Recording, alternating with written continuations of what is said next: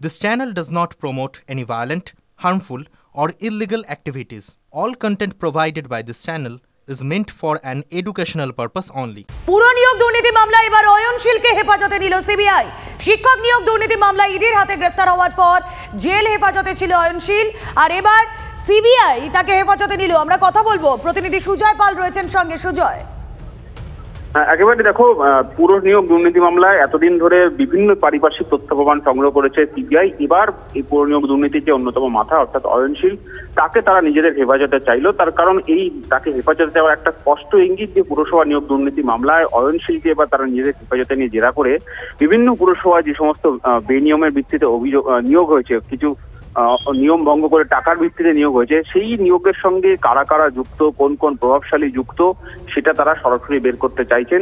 এবং সেই কারণেই আজকে অয়নশীলকে নিজেদের হেফাজতে নেওয়া, এবং এই হেফাজতে পর্বেই তারা জানতে চাইবে যে কতগুলি পুরসভার ক্ষেত্রে তার কার কার মাধ্যমে সে ওয়ার্ক অর্ডার পেয়েছিল, অর্থাৎ নিয়োগের ক্ষেত্রে যে ওএমআর শিট থেকে সমস্ত নিয়োগ প্রক্রিয়াটা গোটা দায়িত্বতেই অয়নশীলের সংস্থা এবিএস ইনফোজোন প্রাইভেট লিমিটেড থাকতো।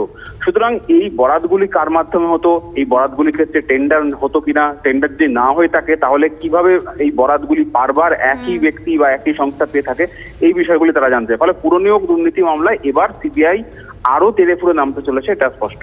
ধন্যবাদ। রেশন দুর্নীতি মামলায় তৃতীয় সাপ্লিমেন্টারি চার্জশিট ইডির। চার্জশিটে ইডির দাবি, কখনো আকাশপথে কখনো হাওয়ালার মাধ্যমে টাকা পাচার হয়েছে। বিশ্বজিৎ দাস এবং তার একটি সংস্থার বিরুদ্ধে চার্জশিট দিয়েছে ইডি।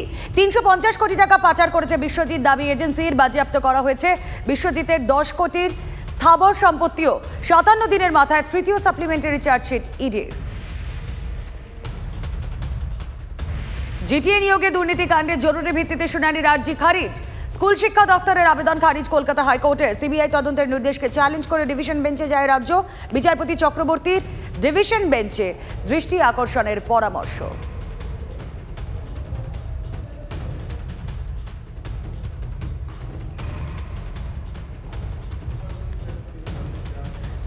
আর এবার যে খবরের দিকে নজর রাখবো, অত্যন্ত গুরুত্বপূর্ণ খবর। দ্বিতীয় হুগলি সেতুতে মাল বোঝাই গাড়িতে আগুন। হাওড়া থেকে কলকাতার দিকে যাওয়ার সময় হঠাৎই মাল বোঝাই গাড়ির ইঞ্জিন থেকে দাউ দাউ করে আগুন বের হতে দেখা যায়। দমকলের একটি ইঞ্জিনের চেষ্টায় আগুন নিয়ন্ত্রণে বেশ কিছুক্ষণ যান চলাচল বন্ধ রাখা হয় দ্বিতীয় হুগলি সেতুর ওই লেনে। যে ছবি আপনারা দেখতে পাচ্ছেন দ্বিতীয় হুগলি সেতুতে, সেখানে যান চলাচল বেশ কিছুক্ষণ বন্ধ রাখা হয়। যে গাড়িতে আগুন লেগে যায় সেই ছবি আপনারা দেখতে পাচ্ছেন।